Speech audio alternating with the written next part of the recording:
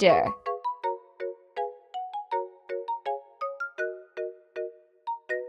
For today's video guys, magpipintura kami ng classroom ni Chang'e. Charis! De, joke lang sa Timimi yan. Siya lang daw kasi magpipintura ng classroom niya, kaya sabi namin tutulungan na namin siya para mas madali ito matapos. Sa Bacoor, Cavite nga pala siya nagtuturo, uban ng layo yung pinapasukan niya araw-araw. Dinala ko na dito sa Bacoor yung kasipagan ko, pati hanggang dito umabot na ito. Lahat na ng trabaho, pinasok ko na, pati pagiging pintor.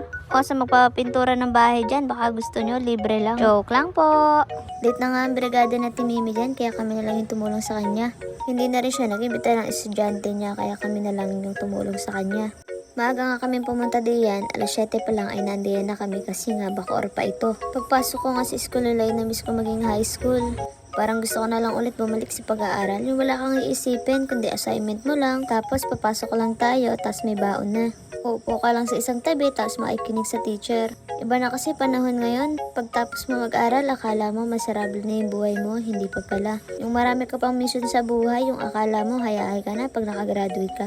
Yun pala, mas matindi pa pala yung mararanasan mo, lalo na pag nasa stage ka na ng adulting. Guys, ang sarap na lang maging bata. Sama nga pala namin dyan si Hylos at saka si Hayabusa.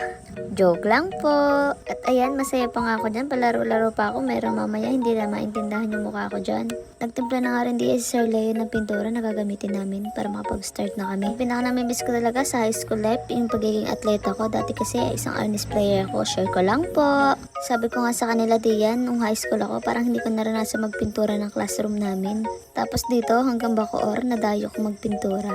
Hanga nga ako kay Timimi diyan, buti nakakaya niyo yung araw-araw na biyahe. Tutuusin niyo, simula Indang hanggang Bacoor, nakakaya niyo yun.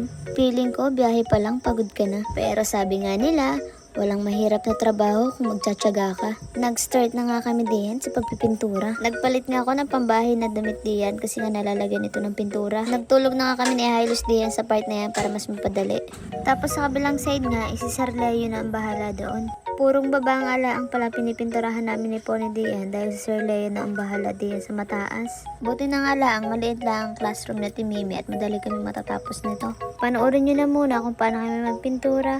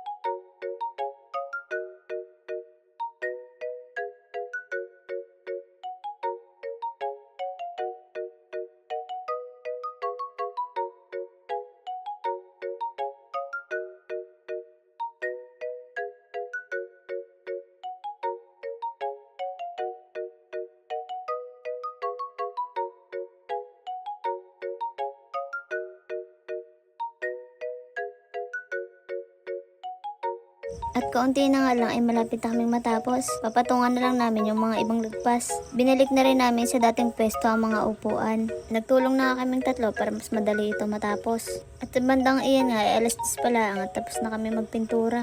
Malinis at presentable na nga tingnan yung classroom nyo dyan. At kung nakaabot ka nga sa video na to, taga saan ka at saan ka nag-high school, pwede ba paki-comment down below na lang. Thank you Lord sa panibagong araw at nakatapos na naman kami na isang gawain. Hanggang dito na lang. See you on my next vlog. Bye-bye!